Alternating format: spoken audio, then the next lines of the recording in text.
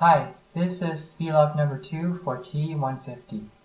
For our first interaction, I met with my partner Landon at Hubbard Hall Community Kitchen, where I taught him how to make Chinese dumplings. There were a few things that surprised me in this interaction, and the first thing was, as we were walking into the kitchen and I was telling him about dumplings, he said 饺子, which is Mandarin for dumplings. And this is interesting. It's surprising to me because many of my friends don't know what jiaozi is, even though it is a very important part of Chinese food. So Landon was telling me how he's taken a Chinese language course at MSU, and one of his favorite expressions is 没问题, which means no problem. So I was telling him that we need to wait for a while for dumplings to cook. And he said 没问题. And I think he was trying to practice speaking Mandarin. And it's nice to hear him do that because it kind of showed a sort of respect for the Chinese language. So this is a picture of the dumplings that we made on the cutting board. And this is a picture of us making dumplings. It took Landon a while to learn how to fold the dumpling wrapper in certain ways to get the shape you see on the cutting board.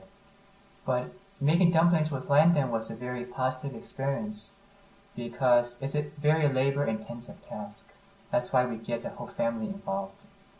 And making with Landon with someone who is willing to learn and someone who's trying hard to make it, it felt really nice.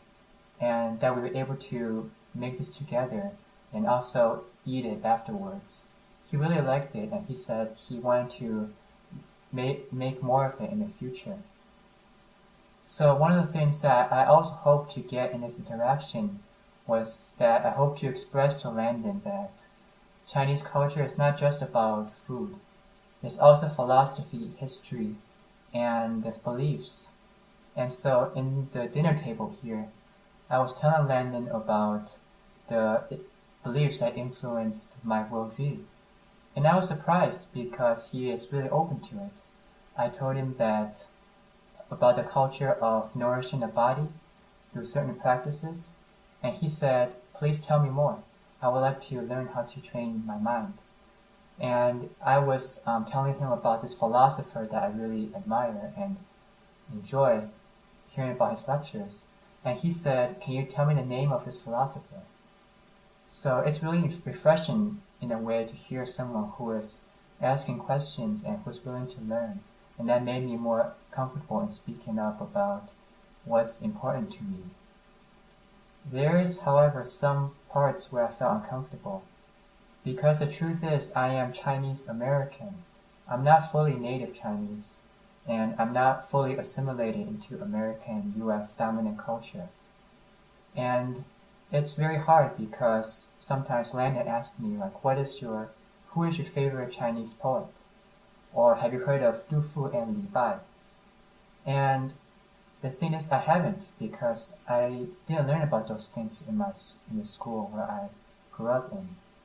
And so it's really difficult because the knowledge I learned, I had to learn them myself. So like the Chinese philosophy and beliefs, I had to search them out myself because those are the things that US culture doesn't value. The struggle of being Chinese American is one of the most important experiences for me, and it's also something that's very difficult to talk about. I wasn't able to share it with Landon.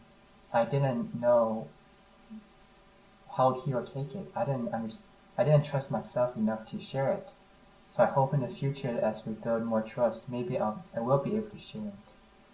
So anyways, even though with that being said, the future still looks bright, I need to teach Landon about those exercise practices that make the body healthy. And also Landon said he likes poetry. That is also an important part of his culture. And so we hope to get together and share some poetry together. That will be our second interaction. And I really look forward to seeing that and understanding more about Landon and how poetry affects him and his worldviews.